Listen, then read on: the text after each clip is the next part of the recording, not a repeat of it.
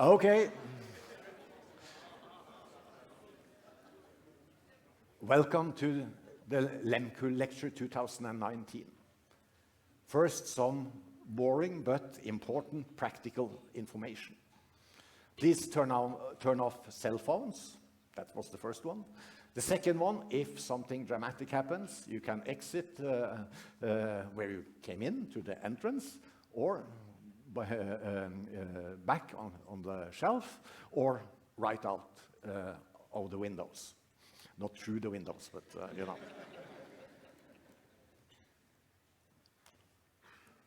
Dear Henrik Lie-Nielsen, dear students, colleagues and friends of NHH. Welcome to the Lehmkuhl Lecture 2019.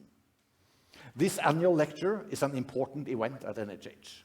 The lecture is given in honor of the founding father of NHH, former cabinet minister Christopher Lehmkuhl.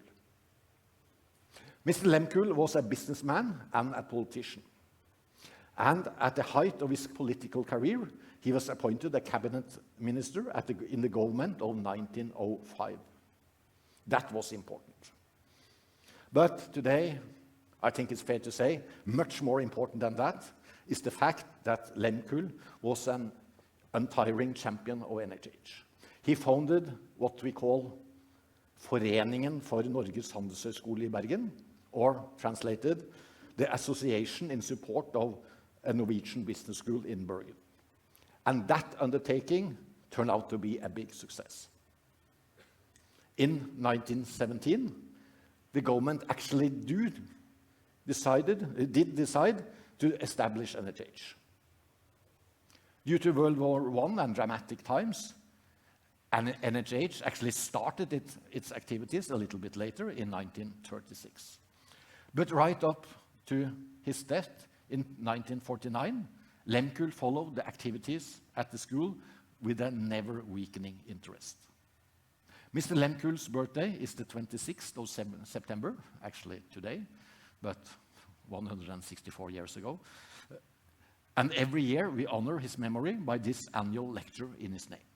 The lecture takes place on his birthday or pretty close to it. This year we are honored and happy that Henrik Lie-Nielsen accepted our invitation to give the Lehmkuhl lecture of 2019. Here, Henrik is an entrepreneur, but more than that, he is a serial entrepreneur, based right here in Bergen. You founded your first tech company in 1995, and has since then founded a series of tech and tech-enabled companies in Norway. A well-known example is the consulting firm Reaktor, that we today, after a merger, know as Knowit. Essentially, you spend your career right in the intersection between business and technology. This very intersection is nowadays also center stage at NHH. Today, you divide your time between developing your own companies, continuously new ones, and mentoring the companies you have chosen to invest in. You also spend time as an advisor to company boards and management teams on the topics of digital transformation and innovation. As a final and personal remark, I will add that I first met Henrik when Finance Innovation, a fintech innovation cluster, today an NCE, National Center of Expertise, was set up slightly more than 2 years ago. For me, as a sort of old traditional macroeconomist, it was really inspiring, and it is still really inspiring and energizing to meet Henrik and learn about your approach to innovation. Dear Henrik, the floor is yours. We look forward to your talk.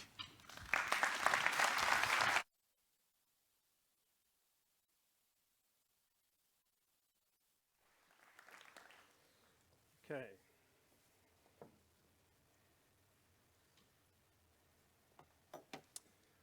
Okay. Rector, guests, students, first of all, thanks for inviting me to give the lecture today. I'm honored. I want to share some perspectives on career choices and kind of the decisions you make as you go along through the lens of my own story. So I'm going to be, I've read through a lot of the historic Lehmkuhl lectures, and I see a lot of people have speechwriters. I don't. So I'm going to be a bit personal. I'm going to offer my kind of personal story, and I'm going to try to put it in a context of what different choices you have to make or can make as an entrepreneur. And hopefully, kind of light that inner entrepreneur in some of you, because I think personally that this country needs more people to start more companies and not only go work for Equinor or DNB or the big incumbents. Anyway,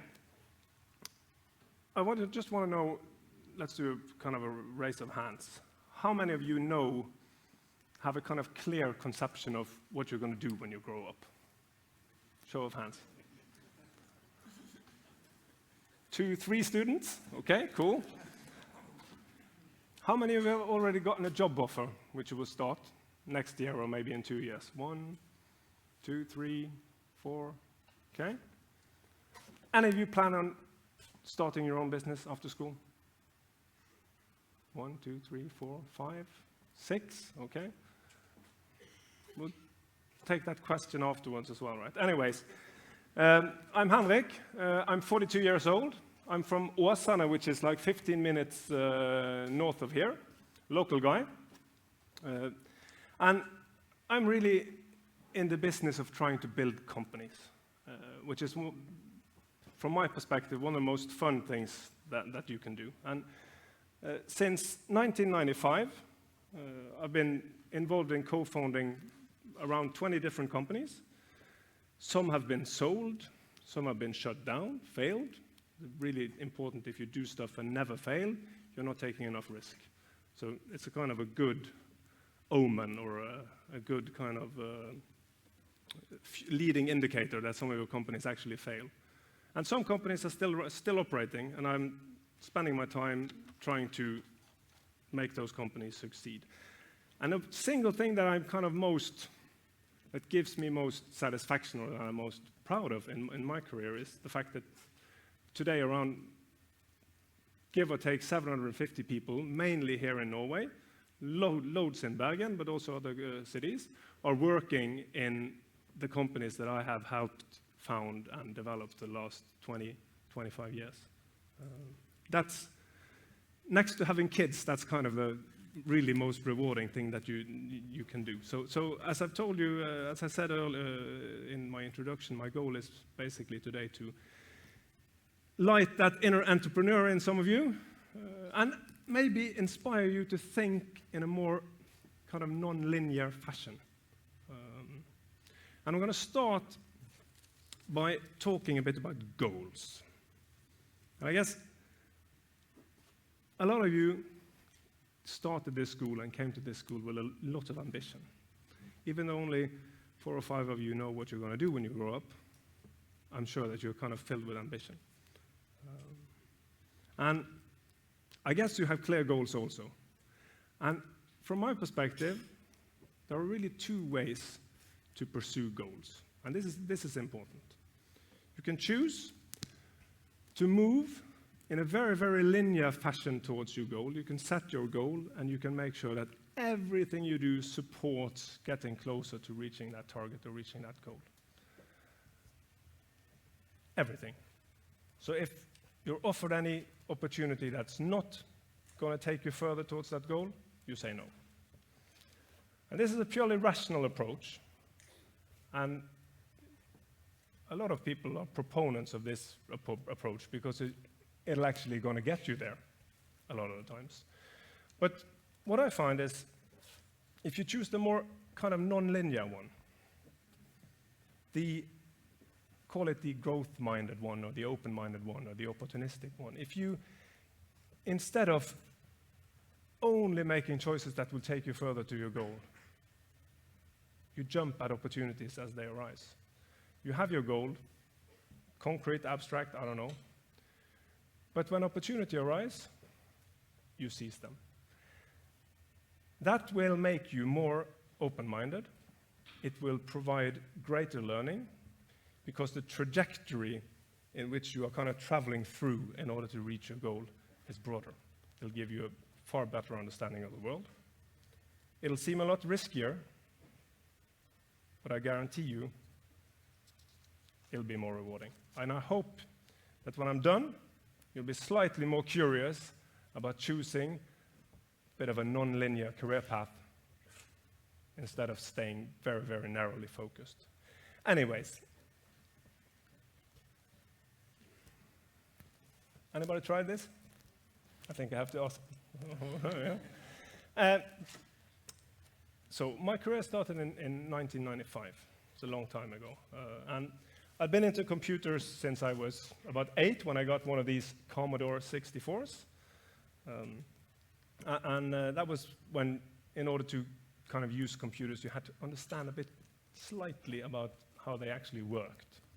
And there were a lot of problems getting games to work, so you really needed to read and really understand in order to make the thing work. Today it's more of a it just works scenario. So I never was a kind of a computer geek. My goal in my kind of ambition in life when I was a kid was to be a heavy rock star. But I'm not a good singer, and I'm really suck at playing the guitar, so that didn't pan out. But I thought computers were great fun. And by coincidence, a friend of mine, he started the Bergen College, what's called HVL today, the engineering school. He started in 93. He started attending computer science. He was a couple of years older than me. We were having a lot of fun with these computer games. And I started hanging out with him at the computer lab. They had these big classrooms with big PCs, CRT monitors, providing a lot of radiation. Anyways, every day after school, or a couple of days a week, I took the bus to the engineering college, and I was hanging out with these computer science students. And we were creating games. And when you think of games today, it's super advanced, nice graphics. It's productions, and you can compare it to film productions. These were just text-based role-playing games, like move left and move right, and enter a room and kill Joe, and yeah. But it was cool, and the fun part was that they were connected to the internet. So when we were sitting in Las Hillesgata, we were actually playing with a lot of kids around the world, people from different universities, even employees and teachers at those universities. So there was this big community playing online. And as today, some of my friends actually forgot to go to lectures and forgot to take their exams because of these games. So even in 93, internet could be a really kind of addictive and damaging to your academic career, so to speak, right? Anyways, this internet thing was really fascinating. And I mean, here I was, a young kid in Bergen, 93, I was, 16? Talking to and creating stuff together with people from all over the world through the computer. It was amazing.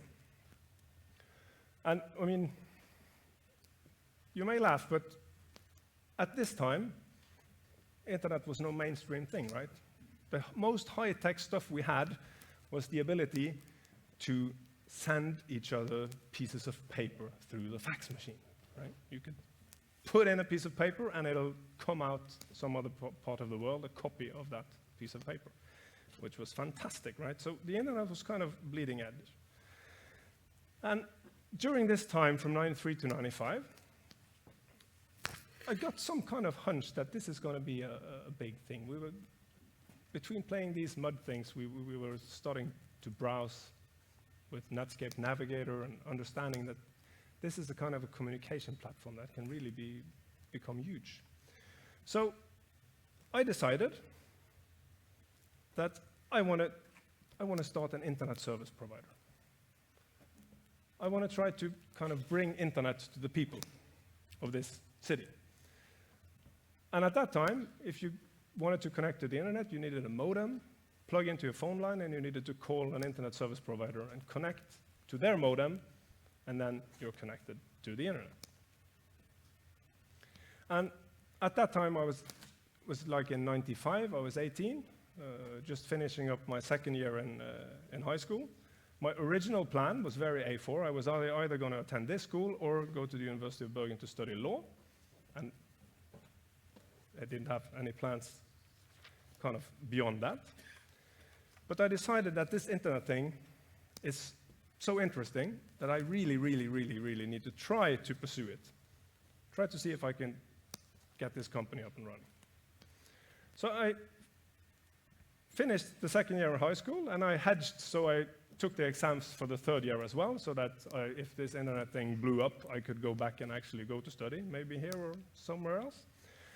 And of course, when I got home, I mean, imagine in 1995, your kid, 18, comes home and says, I'm going to finish both years in school this year, and I'm going to start an internet service provider.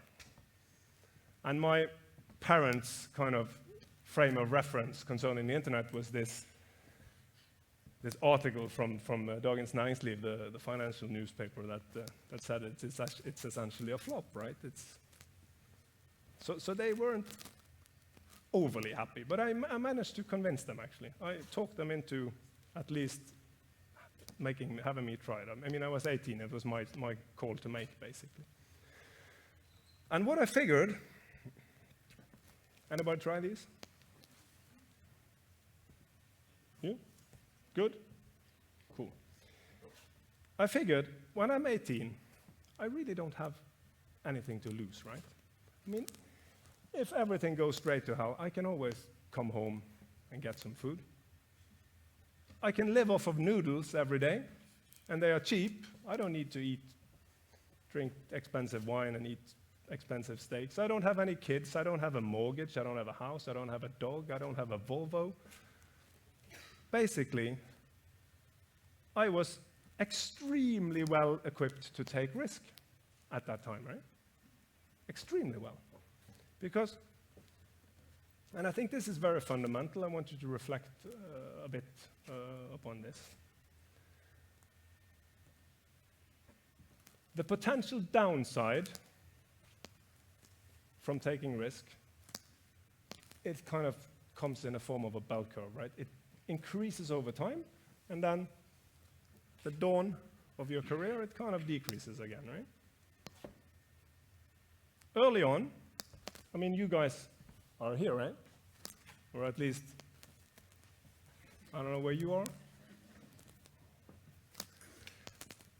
Anyways, early on, there's a really, really, really limited downside to taking risk, right?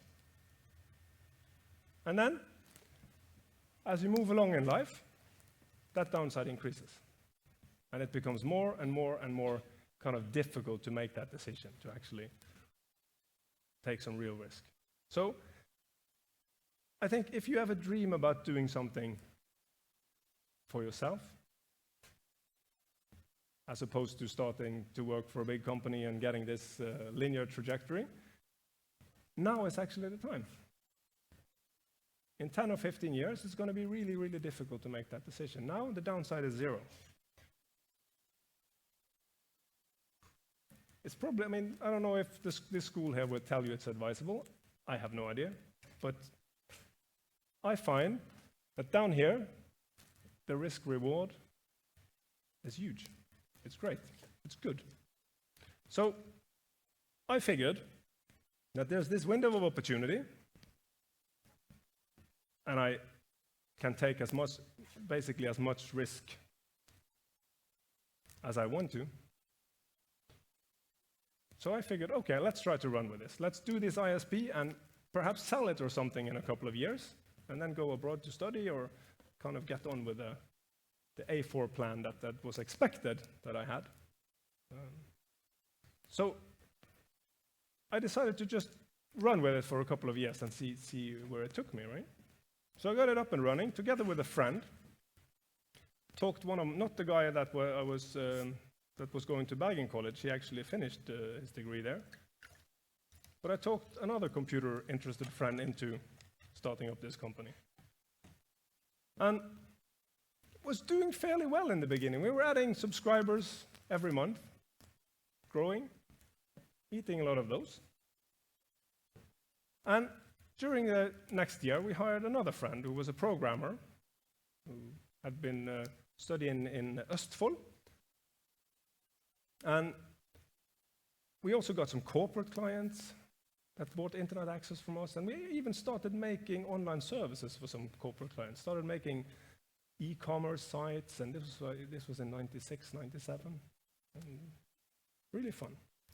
And then what happened was that Schibsted and Telenor, that started giving away internet subscriptions. Kind of disruptive to our little internet service provider locally here in Bergen. But luckily, we'd found these kind of services sources of revenue, so we pivoted.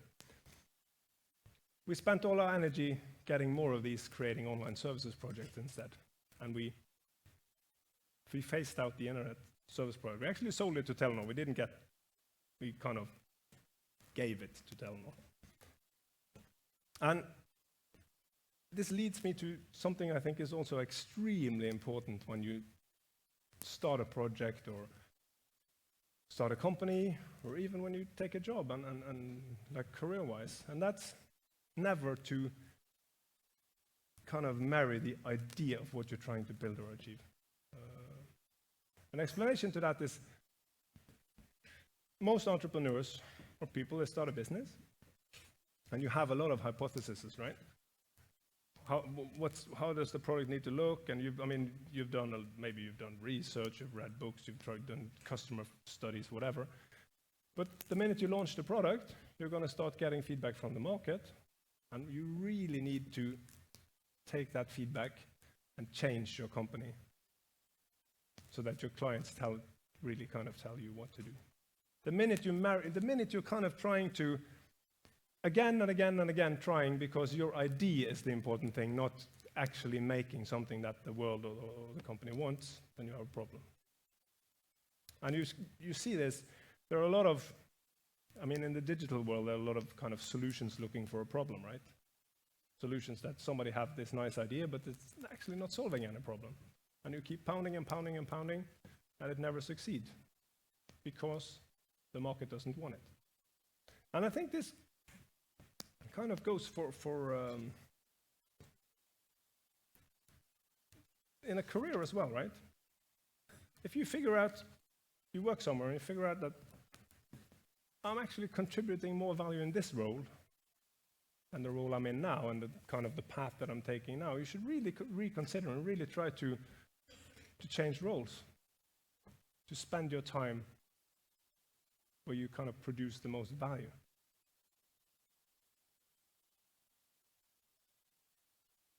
And even if it kind of makes you wander away from your goal,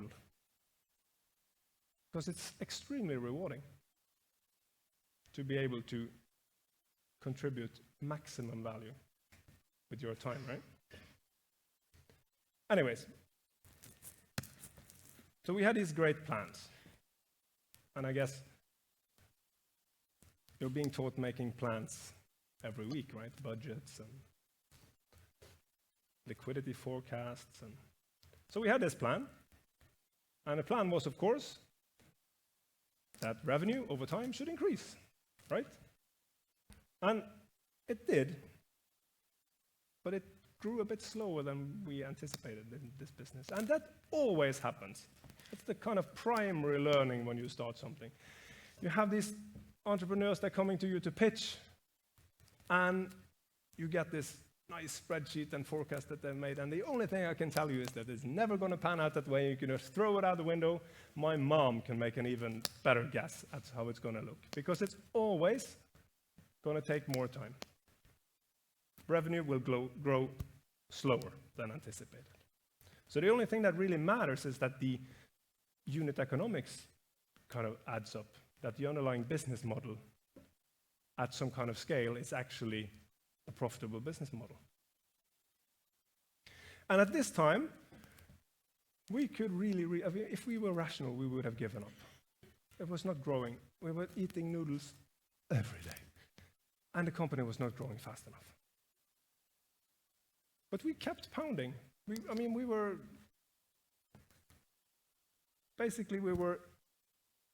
uneducated, naive kids, right? So we just kept pounding and pounding and pounding, and we're going to make it. Because it was growing. It was just not growing at that compounded annual growth rate that we should have. Anyways, and thinking back, there is one thing that I think is extremely important and that a lot of people underestimate or even fail to consider, is that one of the most important traits that you need to succeed in actually creating and developing a company is perseverance or stamina. A lot of people give up too early. You make your plans, you don't deliver according to plans, so you decide, okay, I give up. And that's especially true for the people that are a bit higher up on that downside to risk curve, where you can maybe allocate a year to your project, and if it doesn't work out, you need to go back to having a high-paying normal job, go about your normal life.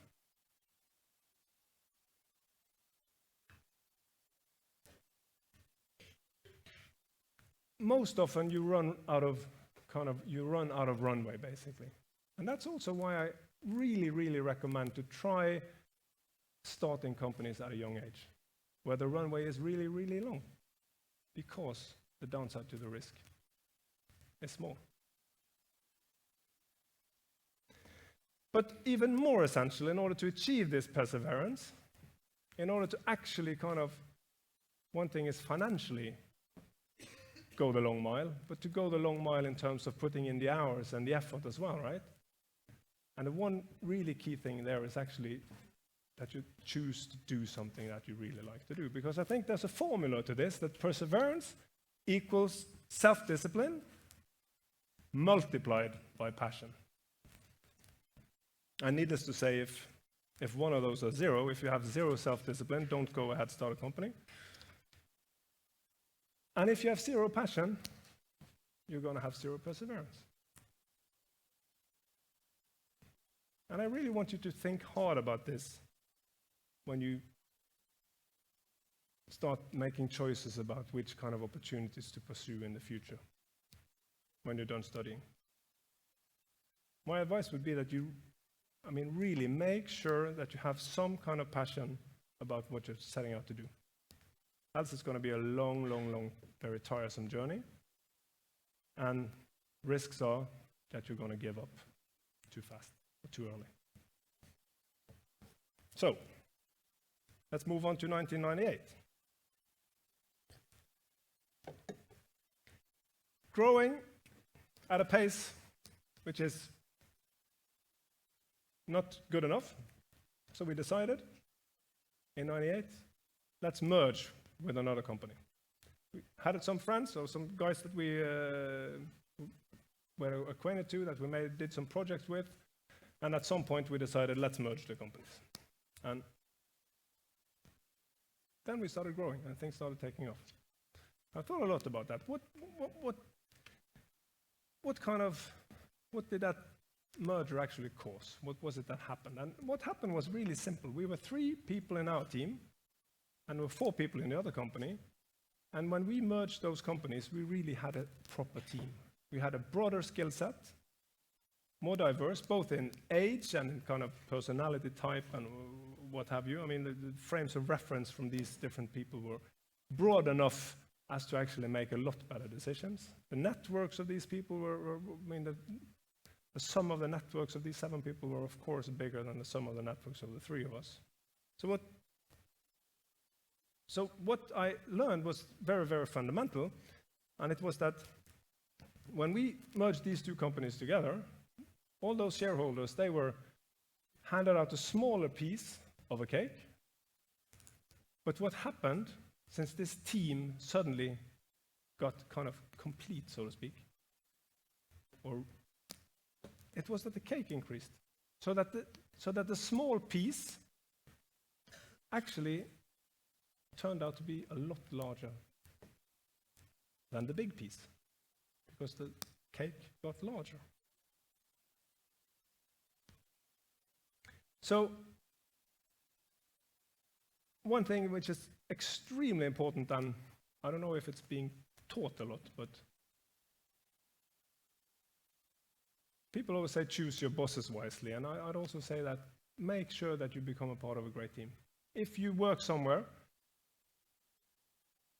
and you feel that this team is not working, I'm not part of a great team, then you're never going to succeed. Then you need to change teams. Either changing internally or even changing jobs. There's a guy at Harvard called Boris Groysberg who's done a lot of research into when you take high performers from one company and you kind of redeploy them or hire them into another company, will they remain high performers? And what he's found is that it's a 50-50 coin toss if you take an individual, high-performing individual from one company, put him into another company, 50-50. However, if you take a team of high performers from a company and you hire them into another company, then they will systematically outperform the average team of those companies.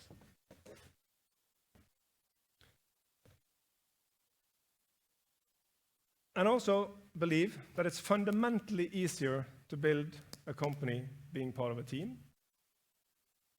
And it's kind of a really simple explanation. And that is, over time, your level of energy and the effort that you're able to put into your project, it swings like this, right? And there are days where you are on top, and there are days where you suck. And if you have a team, you'll actually even out this curve. So you'll have somebody going at 100 miles per hour consistently. So if you need to take a day off because you're tired, someone else is going to go to that meeting for you. And this was very true after that 1998 merger, when two people or two owners became four owners. When somebody had a bad day, there was someone else there to pick up. So, next couple of years, company grew quite considerably. Around year of 2000, we were maybe 30 people, and then starting to become a business. We produced good returns, paid good dividends, stopped eating noodles. And then we had this choice to make. Do we stay profitable and small, or small and profitable, with a low complexity organization, which we kind of are in control of? Or do we grow? Do we start hiring more expensive people and aim for the stars, so to speak, or grow? And that growth move will probably, in the short term, influence our returns. And when you look at Norwegian private companies, there are a lot of companies who are very profitable, 10 to 30 people, 1, 2, 3 owners, consistently producing cash flows of 1, 2, 3 million a year. And the owners are they're not putting any extraordinary effort into creating these returns, right? They're happy. They can consistently produce good enough returns to have the Volvo and to put food on the table every day. And you can even put the whole company into a meeting room and anchor a decision and say, this is where we're going to go, right? So it's super easy, or not super easy, but it's much more easy to manage that type of company than to manage a bigger company, by far. What's really difficult is taking a company from 30 million to 100 million.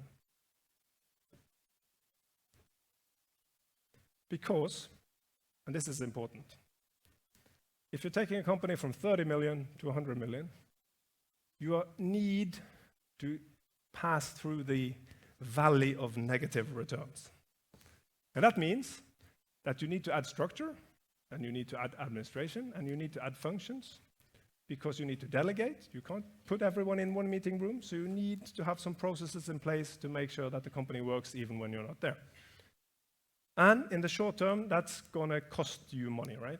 So your returns will be lower, whilst the effort, and that's the gray curve there, that you need to put in, the number of sleepless nights that you need to put in, they are actually going to increase.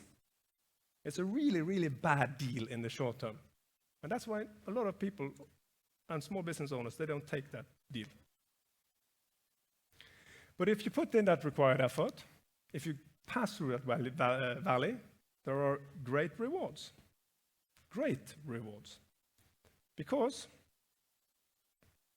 suddenly you will have a team of skilled managers that's actually working for you and working to produce those returns for you. If you take a day off or a week off, the company won't collapse. Good upside. Potential buyers will be able to pay far bigger price tag on your future earnings when you're that size of a company, when you're 100 people and you have the structure in place, than when you're 30. And funny thing is also that going from 100 to 200 is far easier than going from 30 to 100. Because when you're 100, you have the structure. So it's just about scaling what you already have. When you're 30, you need to put the structure in place. So we decided to go for it after year 2000. Spent a couple of years navigating through that valley of negative returns and trying to hire great people. So in a career perspective, I'd actually argue that working for that type of company, that type of small company, 30 people, is a really, really huge career opportunity, because you will get a mandate, you will understand the business thoroughly, you'll get real influence, and you'll kind of get to see your decisions put into action. It will be a great and valuable learning experience if you ever were to be able to work in a company that plans to go from solo management to a structured, managed company. And if you're able to do that once and able to replicate it, your value will really, really, really increase. And another thing is that if you're giving that opportunity, you will most certainly be able to discuss taking some equity in that company. And equity, that's very interesting, because equity works for you when you're asleep. So getting an equity in your company means that you're not only getting paid for your time, but you're actually getting paid for the sum of what all your employees produce. And when I sold my first company in 2010, there were about 40 shareholders from the original 4 after the merger, then 40, of around 120 employees at that time. And they got paid quite a lot. A lot of those 40 guys and girls could go to their bank and cash in their mortgage, which was kind of a really, really, it was rewarding in and of itself. Because equity is kind of one of the things that will make you achieve some kind of financial independence. And the hard thing is getting that first equity. You go to work somewhere, get that first equity, and get some returns out of it from that equity. It's going to be easier to produce more equity. You may get equity at a large firm, but it's going to come at some employee stockholder scheme that's not really going to move the needle. So, going into concluding phase of this small talk, let's look a bit to the future, right? For the last 100 years, we've been following some kind of manual for incrementally improving what we're doing and increasing efficiencies year after year after year after year. But personally, I think what took us here is perhaps not what's going to take us into success the next 100 years. I read somewhere that the average tenure of Fortune 500 company on the Fortune 500 list is now 15 years. That's a really, really short time span.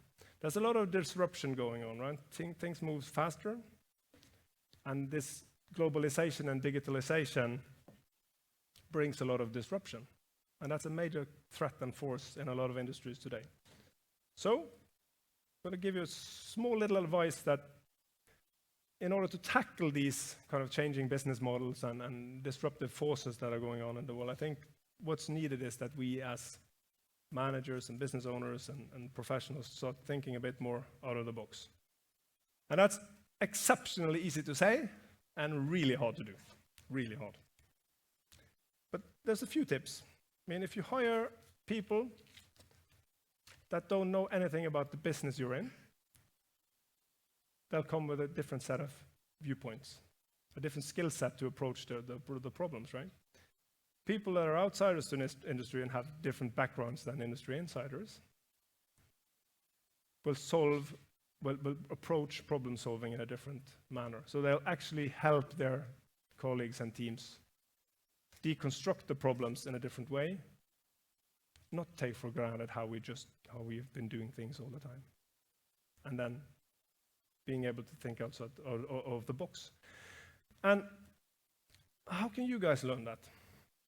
I think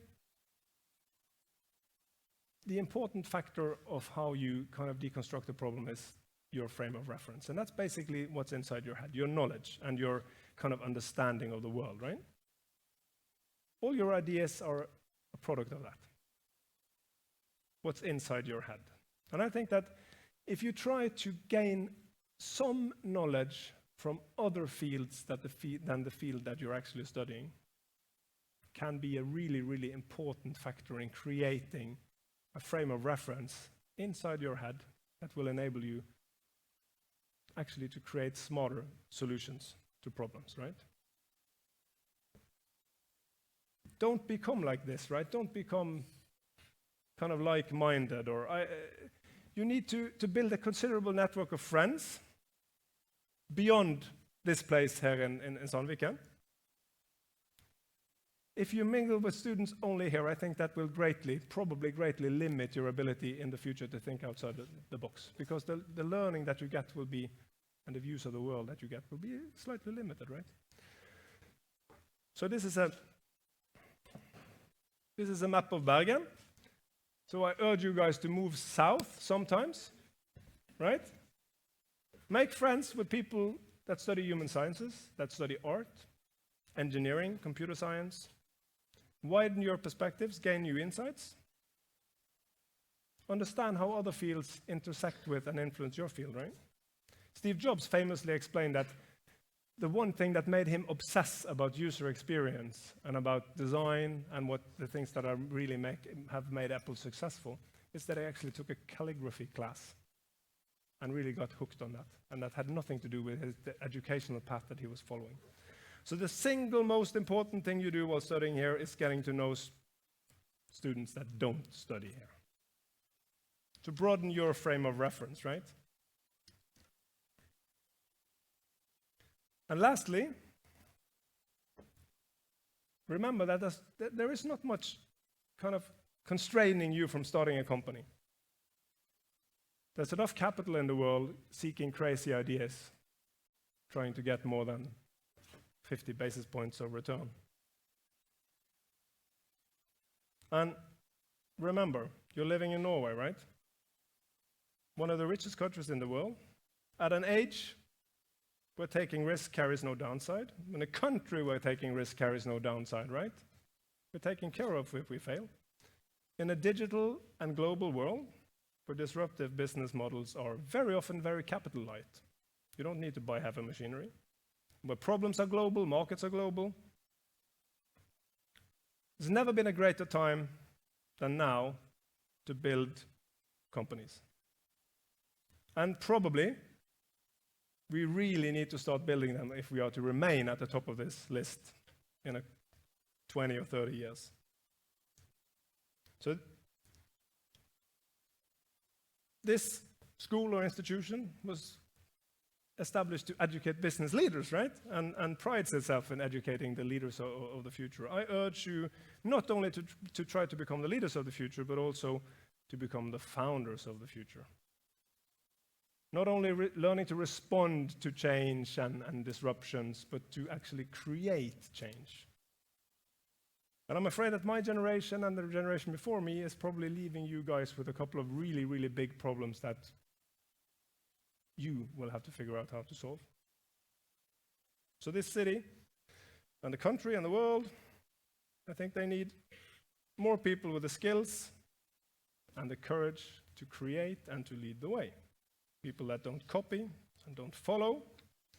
And I sincerely hope that some of these people are sitting here today, and that the schooling you get don't make you so risk-averse that you refrain from trying. Anyways, that's it. Thank you very much, and best of luck.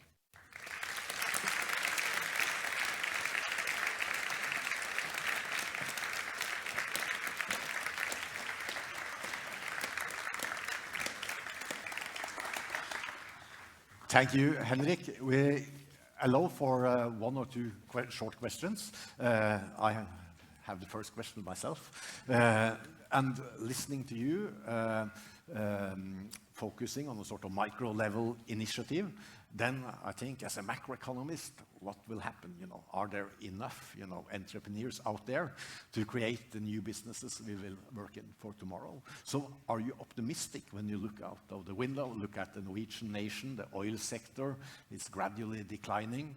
We are looking for new, firms, businesses with a sort of capacity, high productivity, high wage, the ability to give pretty high wages. Are you optimistic?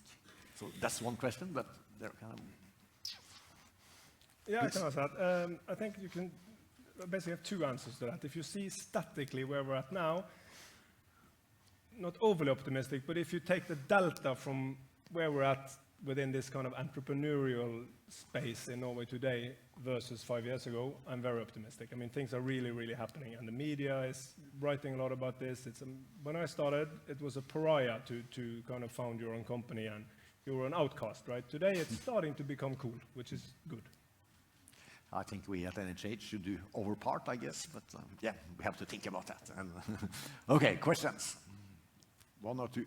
Yep.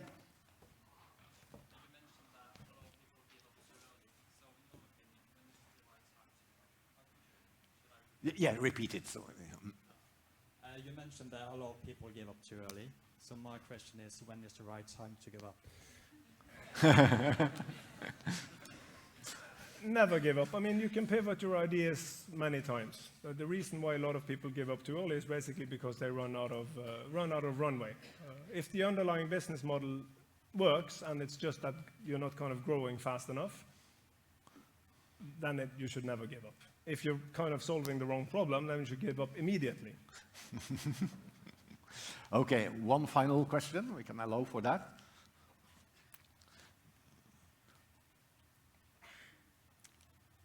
Yep. Microphone. When I hear you speak and then say, encourage people to be entrepreneurs, you sort of take advantage of these comfortable situations. Like, we're young, you can take the risk. We're in a country that the risk is not that high. So what about the stress? Sometimes the stress is another push to be an entrepreneurship and create great ideas. So have you seen that? Is this? That's probably why we are not ranked as the #1 entrepreneurial nation in the world. I mean, we are basically, maybe we have, we have the too comfortable. I mean, if you look at Malmö in Sweden, which is bursting with innovation, Ericsson fires 50,000 people, blood is kind of running in the streets. Out of that comes great ideas, right? Okay, thank you very much.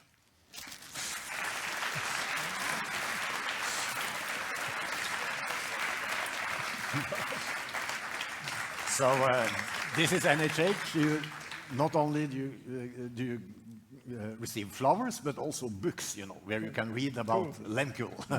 Okay, in the final parts of this event, we will give a prize, the Lehmkuhl prize. So I give the word to Geir Michaelsen, please.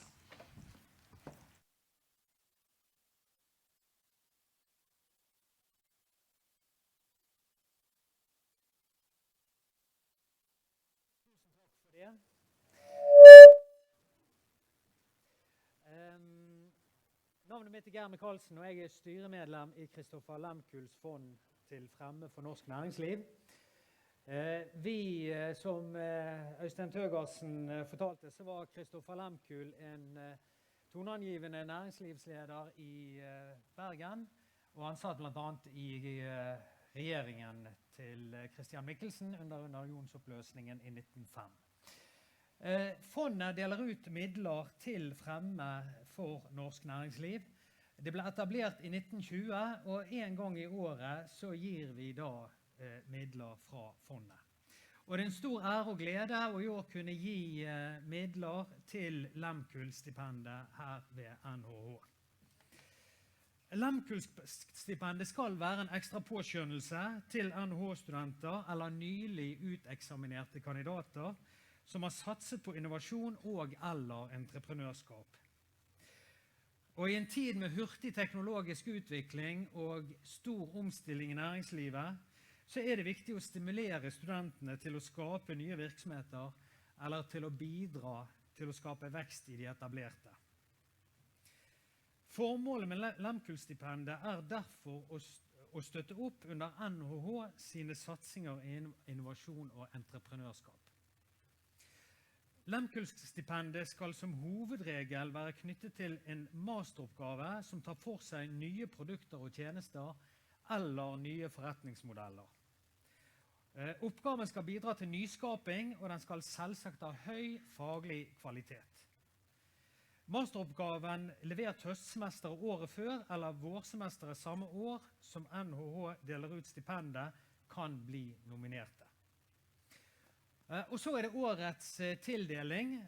Årets tildeling går til en masteroppgave som handler om landbruksnæringen. Dette er en næring i sterk endring med stadig konsolidering av produksjon og økt produktivitet. Næringen er underlagt svært komplekse reguleringer med ulike mål knyttet til effektivitet, forsyningssikkerhet, distriktspolitiske hensyn og bærekraft. Bøndene må derfor vurdere hvordan de best kan tilrettelegge for optimal produksjon ut fra gjeldende reguleringer, økonomiske insentiver og ulike begrensninger. Vinneroppgaven har gjennom avanserte metoder for matematisk programmering laget et beslutningsstøttesystem som gjør det enklere for bønder å planlegge produksjonen. Vinnerne demonstrerer god innsikt både om tidligere forskning og praktiske forhold i næringen, og de viser at de kan bruke avanserte modellverktøy. Ved hjelp av konkrete case viser de hvordan resultater fra planleggingsmodellene kan brukes i praksis, og de presenterer tekniske løsninger for å implementere et beslutningsstøttesystem som dermed kan gjøres tilgjengelig for hele næringen. Oppgaven bidrar til nyskaping og innovasjon, og den er i seg selv en god forretningsidé.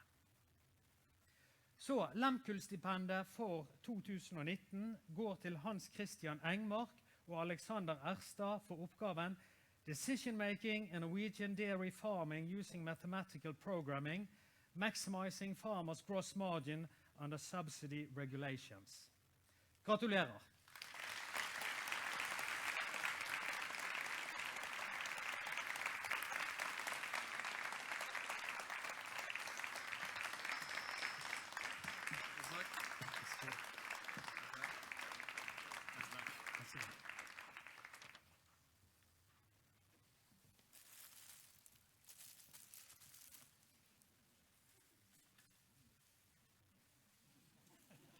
Takk.